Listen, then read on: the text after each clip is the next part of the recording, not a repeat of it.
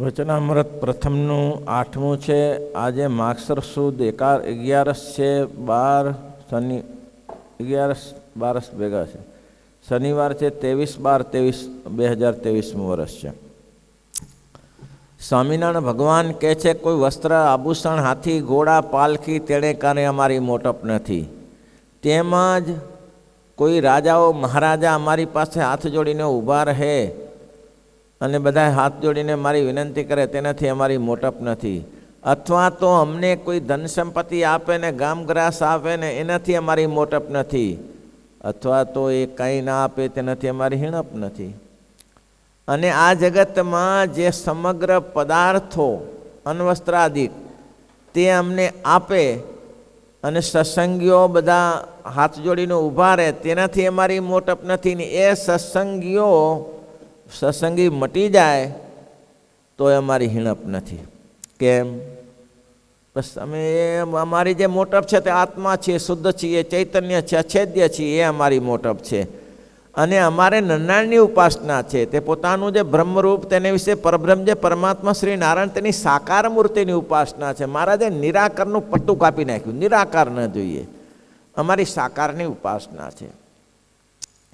દ્રઢ એવી સાકારની ઉપાસના. કોઈ પોતાને અનુભવ કરીને કહે અથવા શાસ્ત્રે કરીને કહે જે પરબ્રહ્મ જે પુરુષોત્તમ તેને આકાર નથી તે તો અમને મનાય જ નહીં. ભગવાનનો આકાર નથી અમને મનાય જ નહીં. એટલા માટે તો પ્રથમના વચનામૃતમાં કહ્યું કે આ જગતમાં કઠણ કારણ થયું તો ભગવાનનું અખંડ સ્મૃતિ, ભગવાનને અખંડ યાદ રાખવા, તે અખંડ સ્મૃતિ રહે. જો તમારે યાદ જ રાખવાના હોય છે જ નહીં તો શું યાદ રાખશો? ભગવાનની મૂર્તિ ક્યાંથી અખંડ યાદ રહેશે? એટલે મહારાજ કે કોઈ કારણ નહીં મનાય. નારાયણ દેવને સાકાર જ સમજે. કોઈ પોતાને અનુભવે કરીને કહે આ શાસ્ત્રે કરીને કહે જે પુરુષોત્તમને આકાર નથી તે તો આ વાત તમને મનાય જ નહીં. કેમ? પુરુષોત્તમની કૃપા કરીને પુરુષોત્તમનું સાકાર સ્વરૂપ તેને હું પ્રત્યક્ષ દેખું છું. ભગવાનને દેખવાનું હોય શું? પણ મહારાજે આ દ્રઢ કરાયું કે તમે બધા આ વાતમાં ફેલાઈ જતા નહીં. નિરાકારમાં દુનિયા આખી ઊંધી પડી છે. શાક્તવાળા બધા નિરાકાર જ માને છે. નિરાકાર કેવું માને છે? પાછું ઉદાહરણ કેવું આવે છે?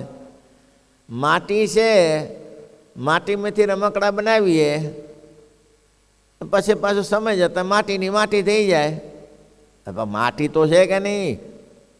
માટીનો આકાર તો છે કે નહીં? માટી કંઈક હાથમાં આવે તો છે. નિરાકાર તો હાથમાં શું લેશો તમે?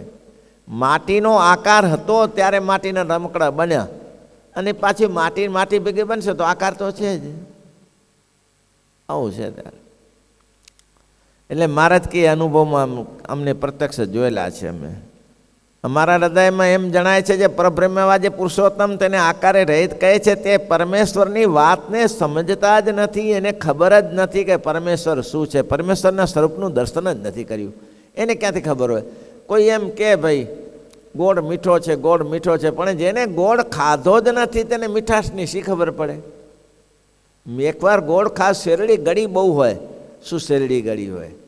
શેરડી કેવી હોય પેલા પૂછો ને તમે ને. શેરડીનો જ અનુભવ નથી પણ શેરડી ગળી કે મીઠીની વાત જ ક્યાં છે? મરચું તીખું બહુ હોય પણ મરચાં જ ખાધા નથી અને તીખાશની ખબર કેમ પડે? કયો પ્રેક્ટિકલ. એટલે તો સ્વામી કહે છે મુક્તાનંદ સ્વામી પીધા વિના જેમ પ્યાસ ન ભાંગે. બોલો પીધા વિના જેમ પ્યાસ ન ભાંગે.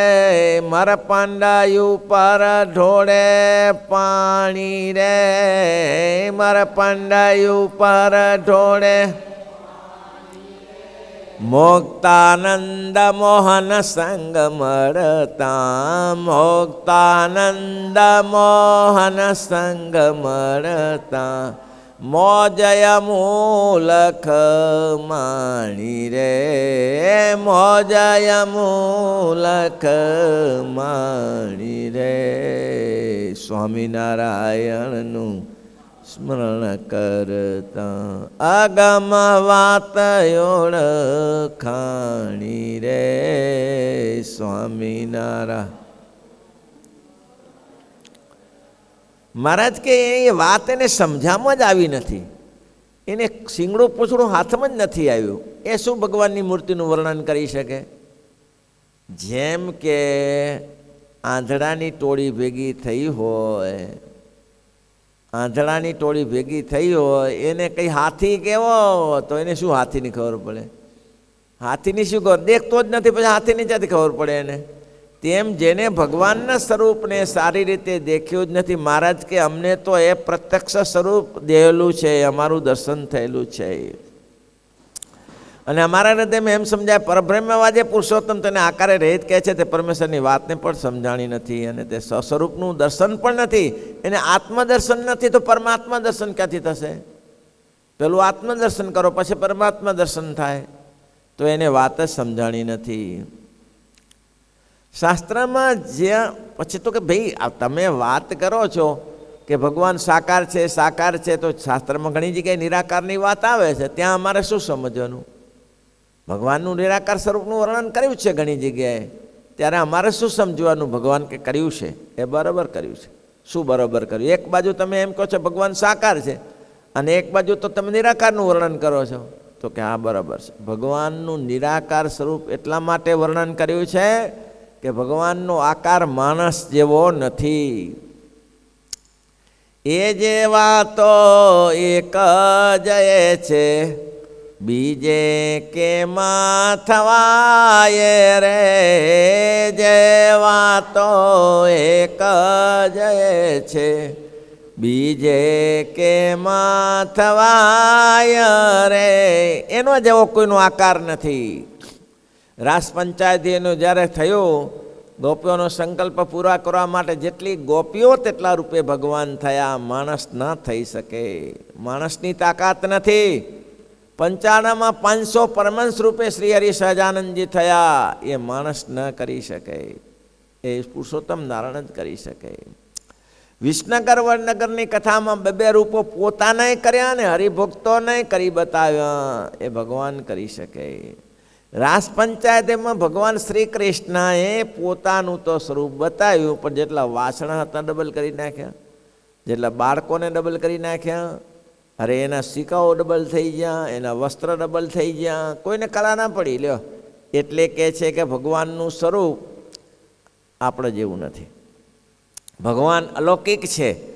અને એટલા જ માટે ભગવાનનું સ્વરૂપ સાકાર કયું છે. ભગવાન ધારે એ નિરાકાર શબ્દનો વાપરવાનો અર્થ એ છે કે ભગવાન અહીંથી અહીં દેખાઈ શકે. આપણો ચર્મચક્ષુ છે એ ભગવાનને ચર્મચક્ષુ છે એ દિવ્ય છે એમ કહે છે. અને જો ભગવાનમાં સાકારપણું ન હોય, બહુ સરસ સરસ દ્રષ્ટાંતો આપ્યા છે સ્વામીએ, કે સાકારપણું ન હોય, ભગવાન શ્રી પોતે જ બોલે છે, તો સઈક્ષત એ શ્રુતિ વાપરી છે. ભગવાને જ્યારે સૃષ્ટિ કરવી હતી ત્યારે મહાપુરુષ સામે જોયું, મહામાયા સામે જોયું. તો મહામાયા સામે જોયું તો થયું શું? તો કે મહામાયા થકી મહાપુરુષનું મિલન થયું અને એના થકી પ્રકૃતિ પુરુષના જોડલા થયા. આ બ્રહ્માંડની ઉત્પત્તિ થઈ, વિરાટ સર્જાયું, બ્રહ્મા વિષ્ણુ સર્જાયા, મરીચ્યાદિક મહર્ષિઓ સર્જાયા, કશ્યપ ઇત્યાદિક મુનિઓ સર્જાયા, દેવો સર્જાયા, દાનવો સર્જાયા અને માણસ સર્જાયા. કેનાથી થાય? સ્વ ઈક્ષત. આ શ્રુતિને આધારે ભગવાને ત્યારે પોતે મહાપુરુષને મહામાયા સામે પુરુષ દ્વારા જોયું, ત્યારે આખી સૃષ્ટિ થઈ. તો કહે છે કે આ જોયું છે નથી, આંખેથી જોયું, પગથી જોયું, હાથથી જોયું, તો જોયું છે નથી, તો આંખથી. તો આંખ છે, આંખેથી ભગવાનનું સ્વરૂપ જોયું તો આંખ છે. સૃષ્ટિ સામે જોયું તો તમે ના કેમ કરી શકો? ના કહેવાનો તમારી પાસે માર્ગ જ નથી. અને જ્યારે પ્રલયકાળ થઈ ગયો, ત્યારે પછી પ્રલયકાળમાં હવે સૃષ્ટિ કરવાનો સમય આવ્યો, ત્યારે બ્રહ્મા ઇત્યાદિ વેદો ઇત્યાદિ ભગવાનની સ્તુતિ કરી. અને એ સ્તુતિને સાંભળીને ભગવાને પાસે સૃષ્ટિની શુભ શરૂઆત કરી. તો વેદોએ જ્યારે સ્તુતિ કરી ત્યારે કાન વગર સાંભળી હશે સ્તુતિ? વેદોએ જ્યારે ભગવાનની સ્તુતિ કરી ત્યારે શું ભગવાનની સ્તુતિ કાન વગર સાંભળી હશે ભગવાને? તો કે કાન પણ છે, હવે નેત્ર પણ છે, કાન પણ છે, તો કયા પૃથ્વીને સૂંઘી કાઢી હશે? તો નાક પણ હશે, અને ભગવાન શ્વાસ લેતા જીભ પણ હશે. બધું અંગ સંપૂર્ણ થયું. નિરાકાર કેમ કહી શકો તમે? તો પછી એમ કહે છે કે જેમ એ તમારું વાત મનાણી દલીલો છે બધી, આ માની કે ભગવાન સાકાર છે, અને કેના કારણે તો કે ઈક્ષત શ્રુતિએ કરીને સાકાર છે. પછી વેદોએ સ્તુતિ કરી અને ભગવાને સાંભળી તેનો કાન છે, તે માટે ભગવાન સાકાર છે. આ વાત બરોબર છે. તારે એમ કહે છે દ્રષ્ટિગોચર નહીં થવું તો જીવ મારા ધ્યાન પૂજન શું કરશે? ભગવાન કહે છે મારા દ્રષ્ટિગોચર, તો ભગવાન રામકૃષ્ણાદિક અવતારો શા માટે ધરે છે? તો પછી ભગવાન સાકાર જ છે, દિવ્ય જ છે.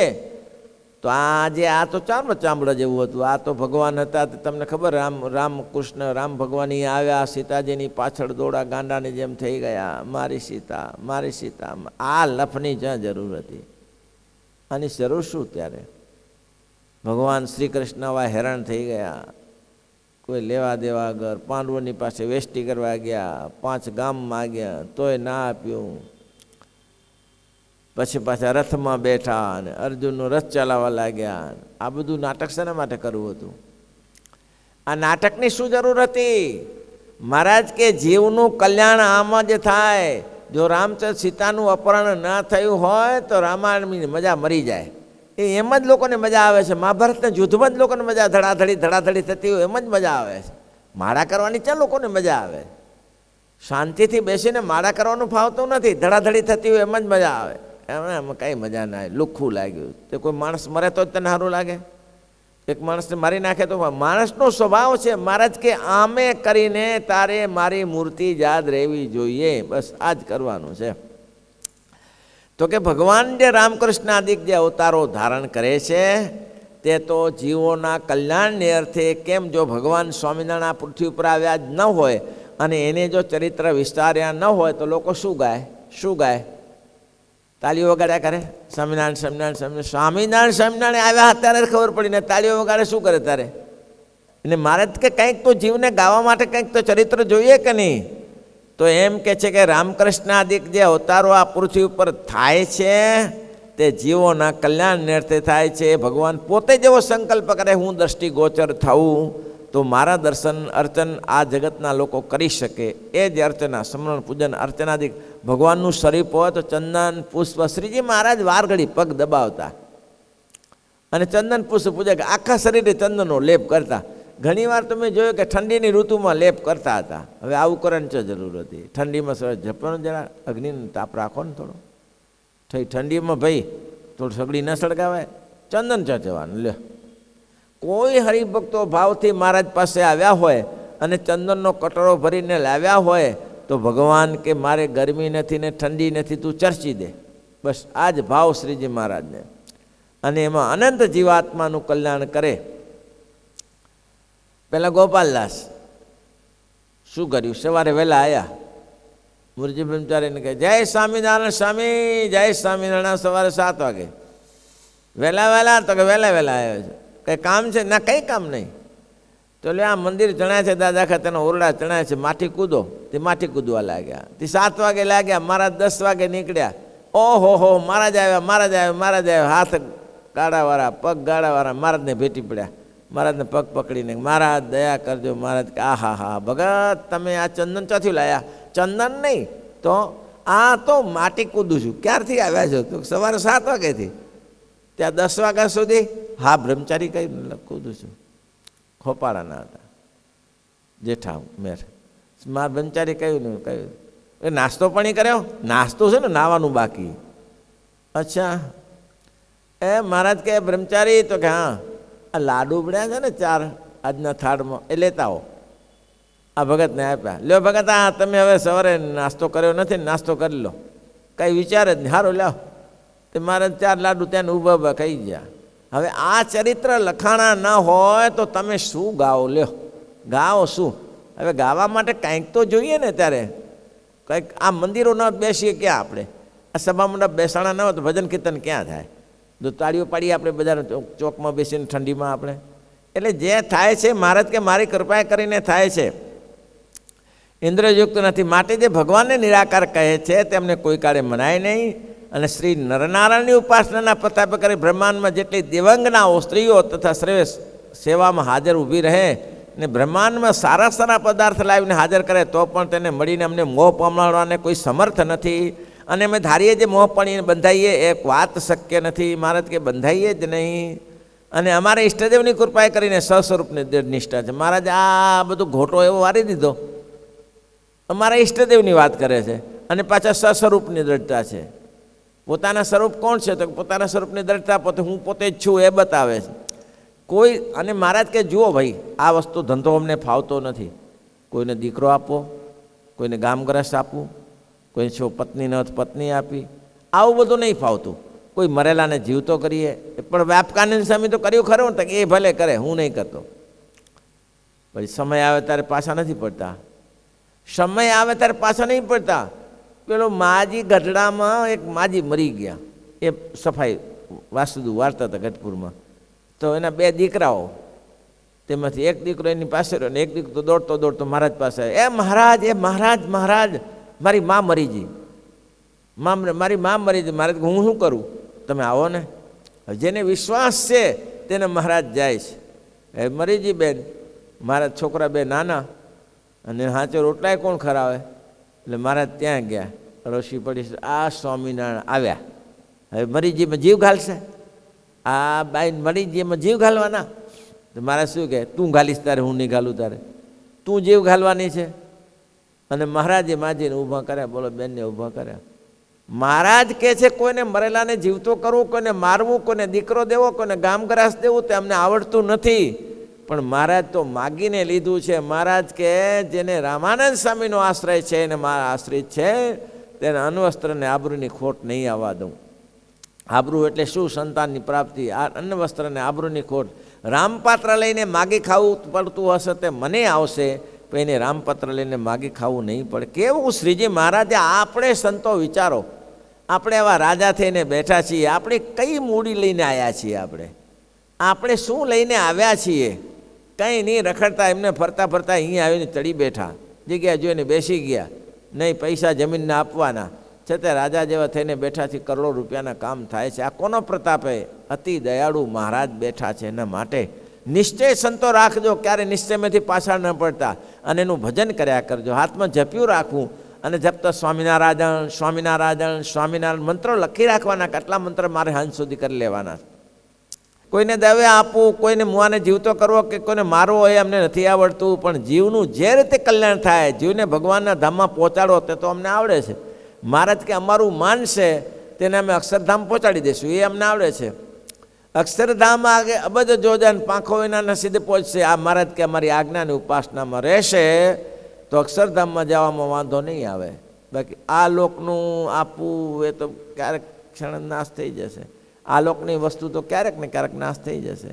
ગમે તેવો કરોડોપતિ હશે તો મરવાનો. મોટા મેલીને આજે મરી ગયા રે, જોને કોનું ના ચાલે જોર, કોનું જોર ચાલે? આ કોઈ લઈને કોણ ગયું? ત્યાં માનધાતા ચ મહીપતિ કૃતજુગે લંકાર ભૂતો ગતા શેતુર જેન મહોદધો વિરચતો કા સૌ દતા શાંત્યક અન્ય ચાપી યુધિષ્ઠિર પ્રભુત યાતાર ભુવમદીપ ના કે ના આપી સમમ ગતિ વસુમતી મુંજત્વયા જાસતી. માનધાતા જેવા માનધાતા ચાલ્યા ગયા, જેને સેતુ ઉપર પાર, સમુદ્ર ઉપર પાર, રામ નથી પૃથ્વી પર દેખાતા, રાવણ ચાલ્યો ગયો, કંસ અને શિશુપાલ ચાલ્યા ગયા, યુધિષ્ઠિર જેવા રાજા પણ ચાલ્યા ગયા.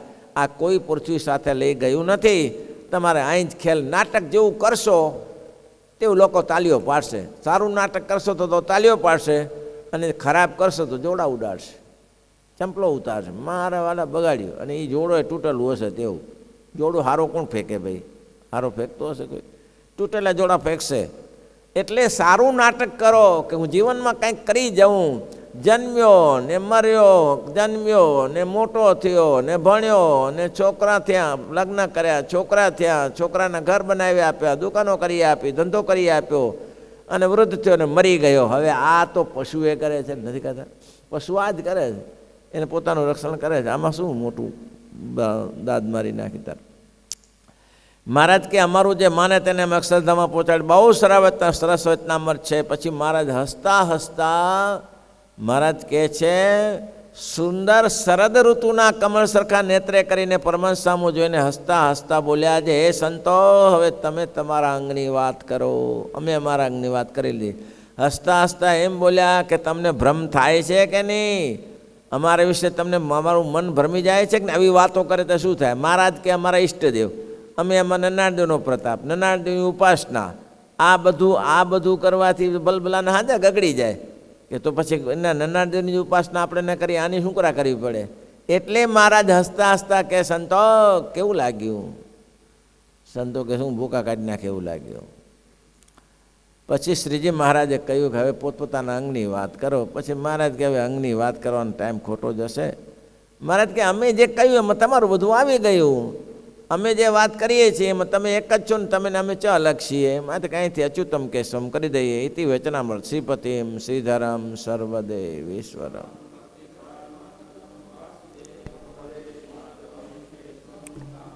કારણમ સ્વામિનારાયણ.